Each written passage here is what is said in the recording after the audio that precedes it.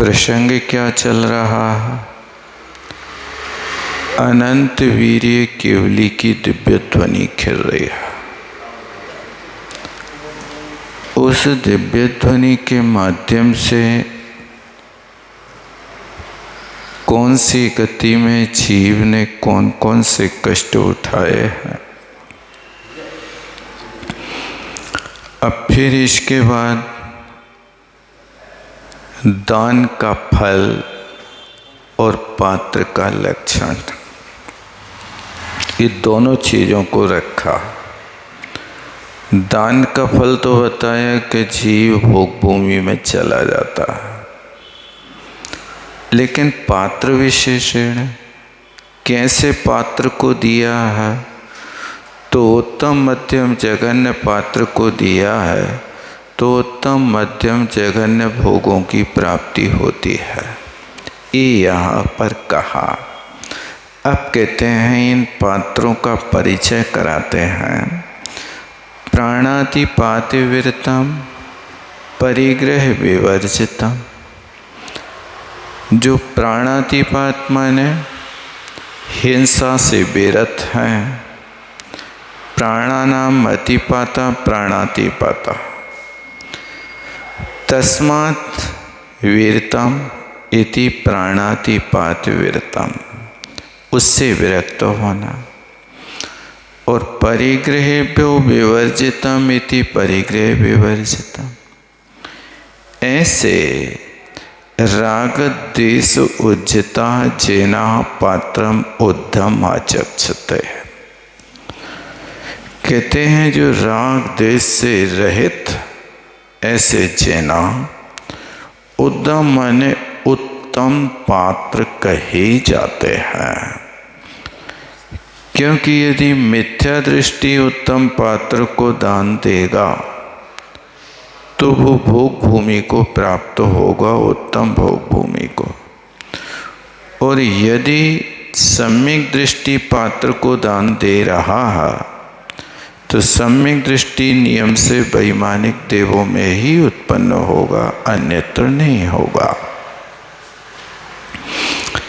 इसलिए यहाँ पर ये पात्र का परिचय कराया। फिर कहते सम्यक दर्शन संशुद्धम। यदि कोई सम्यक दर्शन से शुद्ध है, तपसा अपि विवर्जितम, तप नहीं कर रहा तो भी पात्रम प्रशस्यते, वो प्रशस्त पात्र माना जाता है। क्योंकि सम्यक दर्शन से युक्त है, इसलिए पात्र को 3 भेदों में डाला, उत्तम मध्यम और जघन्य। उत्तम पात्र मुनि महाराज होते हैं, मध्यम पात्र अणुव्रती होते हैं और जघन्य पात्र अविरत सम्यक दृष्टि होता है। इन 3 पात्रों के अलावा कोई चौथा पात्र नहीं होता है। यदि कोई चौथा पात्र है तो फिर विचारणीय हुआ करता है कि वो किस कोटि का है। इनमें भी एक एक पात्र के 3-3 भेद हैं। उत्तम पात्र में भी उत्तम पात्र, उत्तम मध्यम पात्र और उत्तम जघन्य पात्र। ये 3 मुनि महाराजों के साथ में भेद डाल लेना। 3 मुनि महाराजों में जो तीर्थंकर मुनि महाराज हैं वे उत्तम पात्र की कोटि में आते हैं, और जो रिद्धि प्राप्त मुनि महाराज हैं वे उत्तम मध्यम पात्र की कोटि में आते हैं, और जो बिना रिद्धि के मुनि महाराज हैं वे उत्तम जघन्य पात्र की कोटि में आते हैं। तीनों उत्तम हैं, लेकिन तीनों उत्तमों में भी उत्तमोत्तम होंगे तो तीर्थंकर छद्मस्त आहार ग्राही, केवली नहीं। और रिद्धि प्राप्त मुनि महाराज उत्तम में मध्यम प्राप्त, मनवादी चारण रिद्धिधारी मुनि महाराज। और जघन्य पात्र के उत्तम तो हैं, रत्नत्रय तो है, लेकिन न रिद्धि है न तीर्थंकर। इसी तरह मध्यम पात्र में भी 3 भेद, मध्यम उत्तम, मध्यम मध्यम, मध्यम जघन्य। जो 10वीं 11वीं प्रतिमाधारी हैं ये मध्यम में उत्तम पात्र कहलाते हैं। मध्यम है लेकिन उत्तम है। 11वीं प्रतिमाधारी में भी एलक छुल्लक और प्रतिमाओं से ऊपर उठी आरिकाएँ भी ये सब मध्यम उत्तम पात्र की कोटि में आते हैं। और 7वीं प्रतिमा से लेकर 9वीं प्रतिमा तक के जो पात्र होते हैं ये मध्यम मध्यम पात्र कहलाते हैं। और जो 2 प्रतिमा से लेकर के 6वीं प्रतिमा तक होते हैं इनको मध्यम जघन्य पात्र कहते हैं। ऐसे मध्यम पात्रों के भी 3 भेद लगाना। और जघन्य में उत्तम चतुर्थ गुण स्थानवर्ती है, लेकिन जो चतुर्थ गुण स्थानवर्ती सम्यक दृष्टि है वो मनोज्ञ है, अभी कुछ काल में दीक्षा लेने के सन्मुख है। वो व्यक्ति जघन्य उत्तम है। और ऐसा व्यक्ति है कि वो घर में रह तो रहा है लेकिन घर छोड़ भी नहीं पा रहा है, तो वो जघन्य मध्यम सम्यक दृष्टि की कोटि में आता है। और एक ऐसा है कि बस सम्यक दर्शन तो हो गया, इतना ही बहुत है, अब कुछ नहीं करना, जीवन में यही पर्याप्त था। ऐसा जो कर लेते हैं वे जघन्य से जघन्य पात्र की कोटि में आते हैं। ऐसे 3 प्रकार के पात्रों में एक एक पात्र के 3 भेद हुआ करते हैं, ऐसा कुछ श्रावकाचार्यों में कहा है। अब इसी बात को और कहते हैं, आपद व्यापाति यस्तस्मात् आवधि व्यापाति यह तस्मात् पात्रम। जो विपत्तियों से रक्षा कर लेता है उसको पात्र कहते हैं। इसलिए कहा जाता ना, नहीं त्राता नहीं त्राता नहीं त्राता जगत्त्रये वीतरागात् परो देवो न भूतो न भविष्यति। ये परिभाषा बनाई। आपद्भ्या पाति रक्षति यह तत्पात्र तस्मात् पात्रात्, अथवा पापात् त्रायते रक्षते इति पात्रम। पाप से जो रक्षा कर लेता है उसको पात्र कहते हैं। अच्छा प्रयोग किया। इत्यभिधीयते, इसको पात्र कहते हैं। सम्यक दर्शन शक्त्या च मुनिया जनान त्रायन्ते।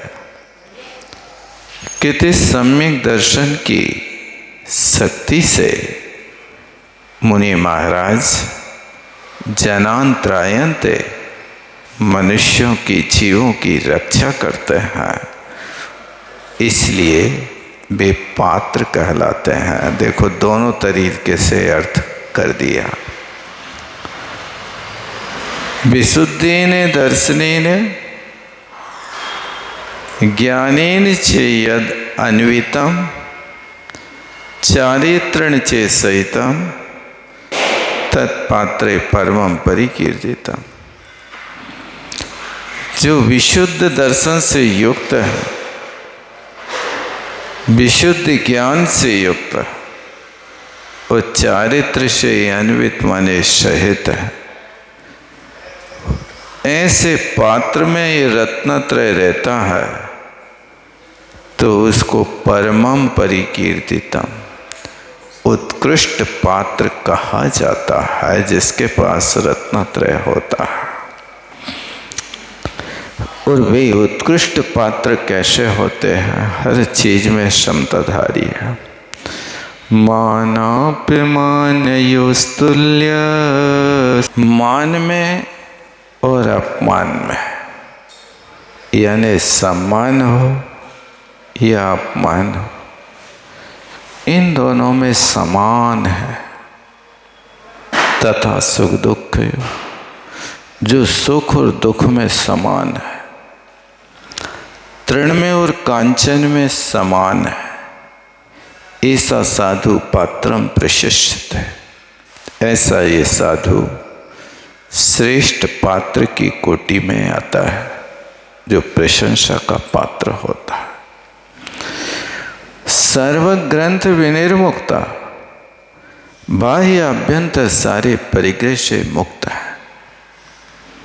ये महातपस्वी रता, जो महातप में रत है, ते श्रवणा परम पात्रम, वे श्रवण उत्कृष्ट पात्र है। तत्व ध्यान परायणा, जो तत्वों के चिंतन में और ध्यान में हमेशा तत्पर रहते हैं, ते श्रवणा, वे श्रवण परम पात्र है। तेभ्यो, ऐसे श्रवणों के लिए, यद भावेन, भाव से और शक्ति से, पान अन्न भेषजम दत्तम, अपनी शक्ति के अनुसार अन्न पान और औषधि को देते हैं। कैसे देते हैं? भावी ने विशिष्ट भावों से देते हैं। और इतना ही नहीं, यथा उपयोगम अन्यच्च तद यच्छति महाफलम। अन्नपान औषधि तो दे दिया, लेकिन इसके अलावा और उपयोगी वस्तु है, ज्ञानोपकरण है, शौचोपकरण है, संयमोपकरण है, इनकी भी यदि आवश्यकता है तद यच्छति, तो उनको दे देता है। तत् महाफलम, इसका बहुत बड़ा फल हुआ करता है। यथा उपयोगम शब्द दिया है, जो उपयोगी वस्तु हो उसको भी दे सकते हैं। अब काष्ठ फलक है, पलाल है, चटाई है, ये उपकरण की कोटि में आते हैं, उपकार करते हैं। लेकिन मोबाइल है, लैपटॉप है, ये उपकरण की कोटि में नहीं आता है, इनकी कोई आवश्यकता नहीं होती है।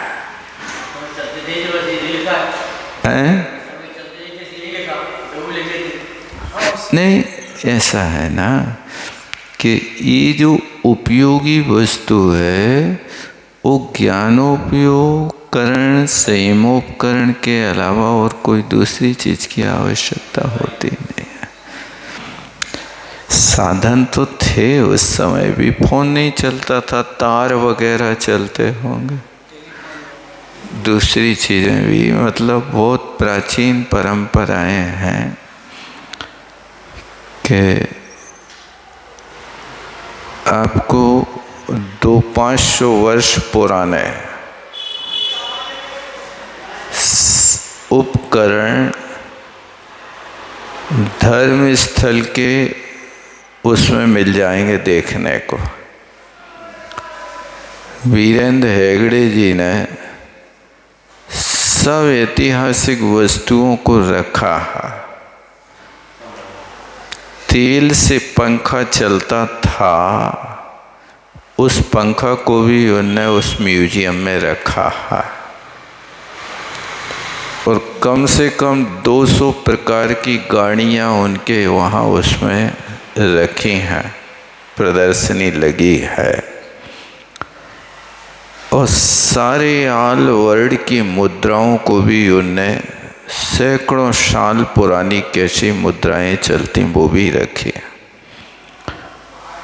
फूटी कौड़ी कानी कौड़ी कैसी चलती थी वो आपको वहाँ देखने मिल जाएगी। हर मुद्रा हर वस्तु उन्हें म्यूजियम में रखी। वहाँ गए थे, दिखाया था उन्हें सब कुछ। ऐसे भी पंखे चलते थे, नीचे से डोर बंधी है, ऊपर कंबल की तरह लटका है, पास में आप लेट गए हैं, अपने हाथ से डोरी खींचते जाओ, हवा होती रहेगी। ये सब चीज़ें वहाँ देखने को मिलती हैं।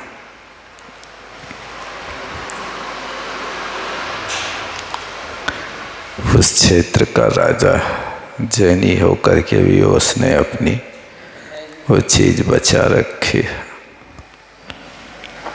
न्याय देता है। उस क्षेत्र के लोगों की बहुत बड़ी आस्था, वो वहाँ न्याय देता है तो न्यायालय की कुर्सी पे बैठ करके वो लोग मानते हैं उसकी हर बात को, तुरंत न्याय। 10,000 लोगों का रोज भोजन कराता है, इतना है।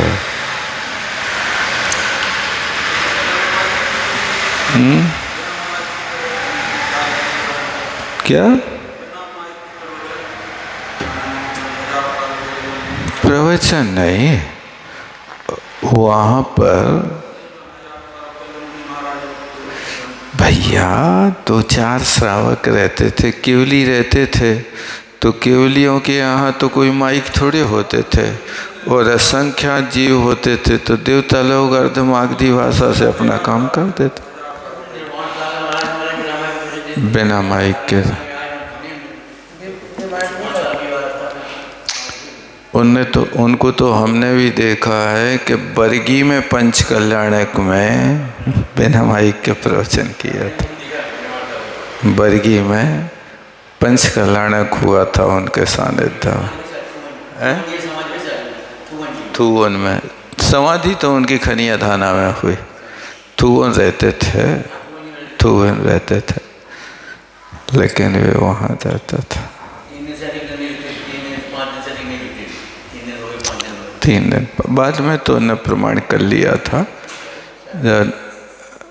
80 साल के बाद फिर वे थुवन के इर्द गिर्द 200 किलोमीटर की मर्यादा बना ली थी उन्हें, फिर वहीं रहते थे। थुवन है, खंडारगिरी है, और बीना के पास एक नौगांव करके गांव है, नौगांव, बीना में भी रुके हैं।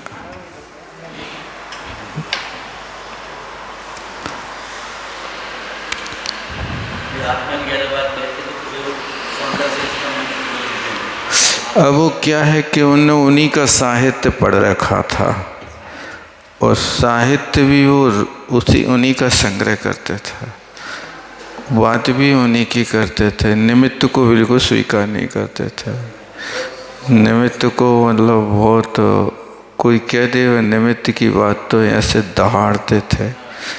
एक बार हमने कह दिया कि आप इसको बिल्कुल नहीं मानते, हम जानते हैं तुम विद्यासागर के चेला बन गए हो, तो हमारी बात नहीं मानो।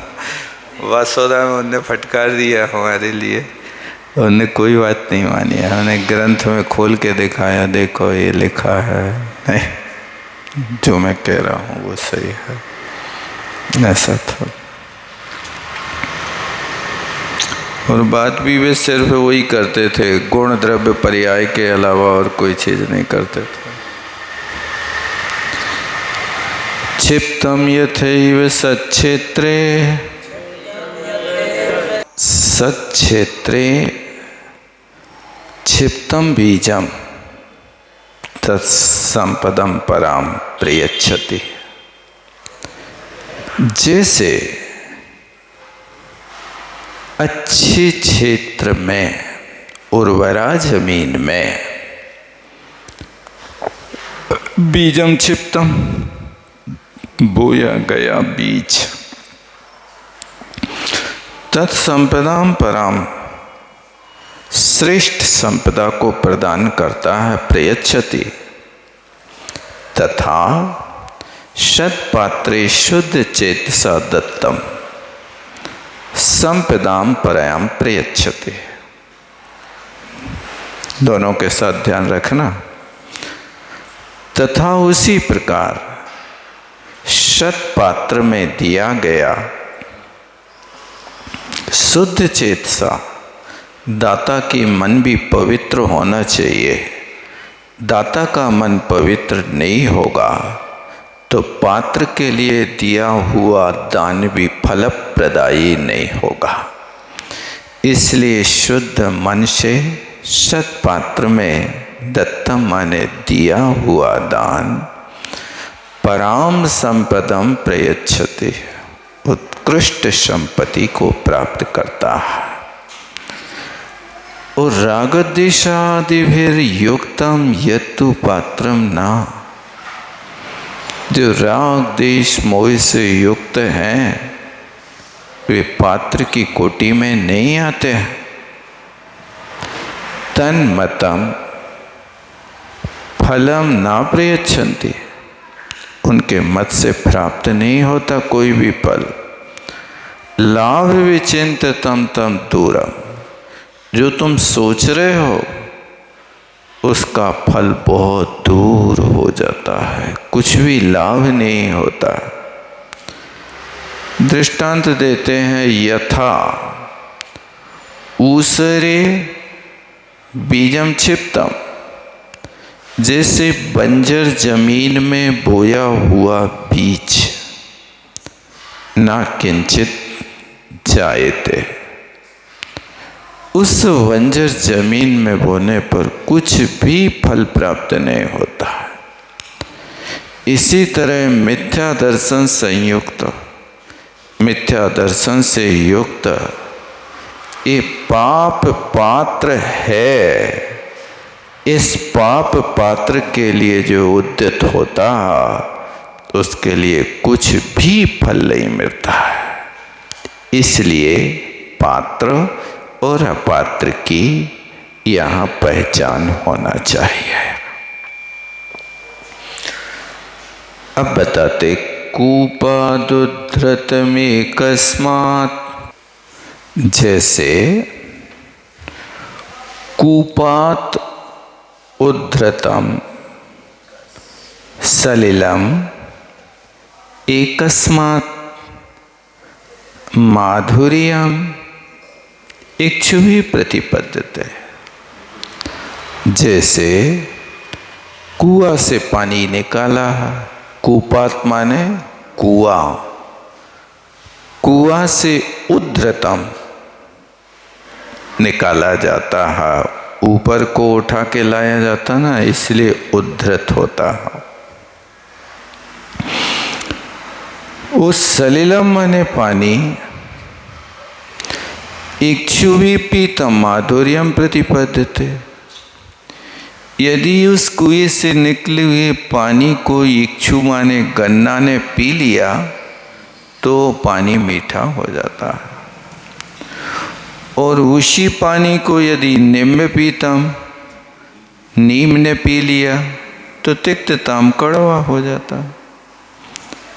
सरस्याम एकस्याम जलम, सरोवर के एक पानी को गवात्तम पनगेन च, उस सरोवर के पानी को गैया ने पिया और एक सांप ने पिया तो गवात्तम क्षीर भावम अवाप्नोति, जो पानी उस सरोवर का गाय ने पिया है वो दूध बन जाता है, क्षीर भावम अवाप्नोति।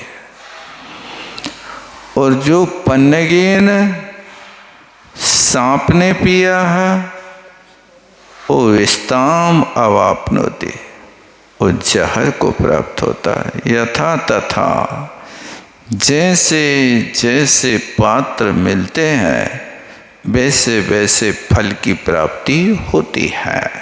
पात्र कैसा, इसको यहाँ बताया। भाव तो सम्यक दर्शन भाविते दानम विन्यस्तम। कहते वास्तव में दान तो प्रशंसनीय वो ही है जो सम्यक दर्शन से युक्त होता है। मिथ्या दर्शन युक्त तो मिथ्या दर्शन से युक्त रहने वाले लोग भी दान देते हैं, लेकिन फलम सोहा सोहम भवेत्। फल दोनों का शुभ और अशुभ भिन्न भिन्न होता है, एक जैसा फल नहीं होता।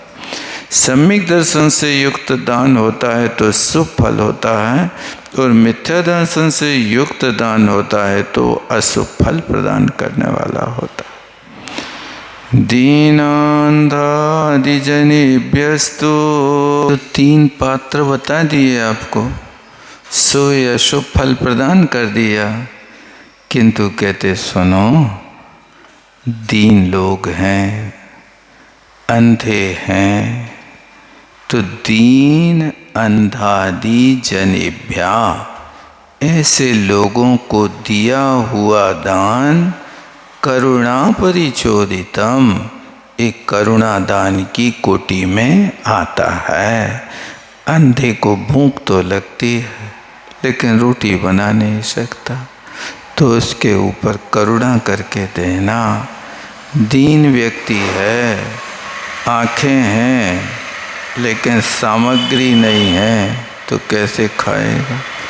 इसलिए करुणा से पूरित होकर के इनको भी दान देना चाहिए। दानम उक्तम फलम, दान का फल कहा, लेकिन तस्मात् यद्यपि न स्यात् सत्तमम्, चूँकि इनको फल तो मिलेगा, लेकिन जैसे सत्पुरुषों के दान देने का फल है वैसा फल इनसे नहीं मिलता है। देखो सर्वथा निषेध नहीं किया, यहाँ पर ये नियम बना दिया कि आप यदि एफडी नहीं बना पा रहे हो तो आप यदि सेविंग खाते में भी रख रहे हो तो वो फल तो नहीं मिलेगा जो एफडी का है। तो क्या होगा? 2 लाभ होंगे। अल्प मात्रा में ब्याज भी मिलेगा और तुम्हारी संपत्ति की सुरक्षा भी होगी। घर में रखा पैसा ब्याज देगा नहीं कोई, और रात दिन उसकी पहरेदारी करते रहो। रखोगे नगद कैश घर में तो पहरेदारी तो करना पड़ती है।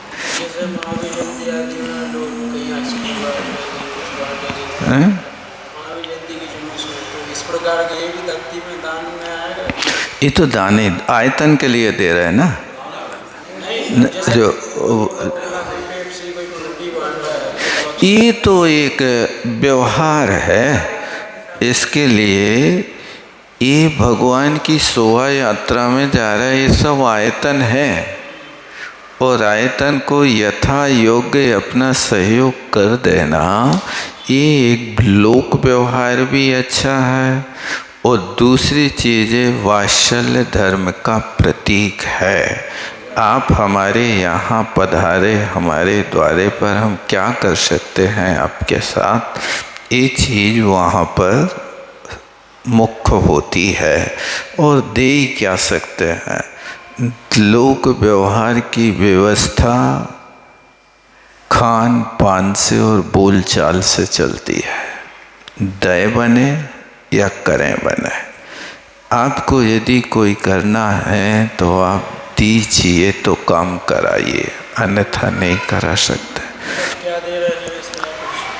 अब देखो क्या दे रहे, असंयमी के पास तो जो है वो ही देगा। ददाति यत्तु यस्य अस्ति, वो अभक्ष खाता है तो अभक्ष ही देगा। तुम्हारे लिए तो वहाँ कोई विशेष व्यवस्था तो करेगा नहीं। अब शादी में भोजन करा रहे हजारों लोगों को, कौन सा दान है? ये तो लोक व्यवहार है। तुम हमारे यहाँ आए, खाओ और चले जाओ, बस यही। अब उसमें तो निंदा भी कर रहा है और कुछ प्रशंसा भी कर रहा है। हर व्यक्ति के अनुकूल तो होता नहीं है। अब यदि अच्छा माल खिलाओगे तो कुछ लोग ये भी कहेंगे कि देखो दूसरों को लूट लूट के अब यहाँ ये मिठाइयाँ खिला रहे हैं, कहीं छोड़ेंगे नहीं। और कुछ लोग करेंगे कि कुछ नहीं खिलाया तो बोले सब सटक गया, मिला इतना किया कुछ नहीं।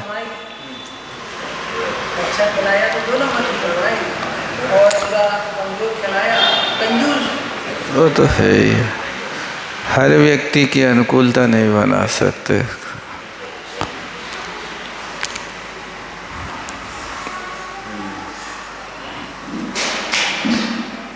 चाय भी बनती है तो घर के सब लोगों को पसंद नहीं आती। चाय तो 1 लीटर बना ली घर में, लेकिन कोई कहता काली काली सी दिख रही है, काय की बना दी है, स्वाद नहीं है, थोड़ा और दूध डाल दो, थोड़ी चाय पत्ती डाल दो, आदि आदि सब प्रकार के लोग रहते हैं। इन्हें ये बात कर दी कि इनको दान देना, एक करुणा से प्रेरित हो करके, लेकिन यद्यपि सत्तमम स्यात् न, जैसे सत्पुरुषों को दे रहे वैसा फल आपको इनका नहीं मिलेगा। वदंती लिंगिना सर्वे स्वानुकूलम प्रयत्नता, सब लिंगी हैं, अपना अपना वेश धारण करके बैठे हैं, उसमें स्वानुकूलम प्रयत्नता, अपने अनुकूल होने वालों के साथ प्रयत्न करना चाहिए। धर्मम सतु विशेषण शुभ मानस ही परीक्षा, जहाँ शुभ मानस होता है, पवित्र मन होता है, वहाँ धर्म विशेष होता है। इति परीक्षा, ऐसी परीक्षा करके ही देना चाहिए।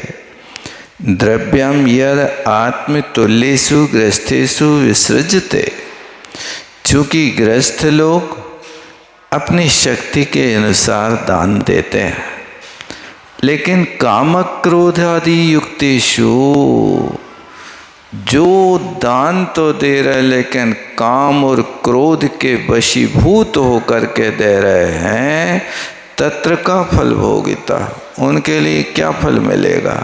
अर्थात कुछ भी फल नहीं मिलेगा। परीक्षा का मतलब ये शुभ मानस वाला है, माने विशुद्धि संपन्न है कि संकलेश से संपन्न है, इस चीज को आप देख सकते हो। वक्त्रम वक्त्री ही मानसम, क्योंकि व्यक्ति का चेहरा व्यक्ति के मन को बता देता है कि आपका मन विशुद्ध है कि संकलेश से युक्त है, ऐसे हुआ करता है।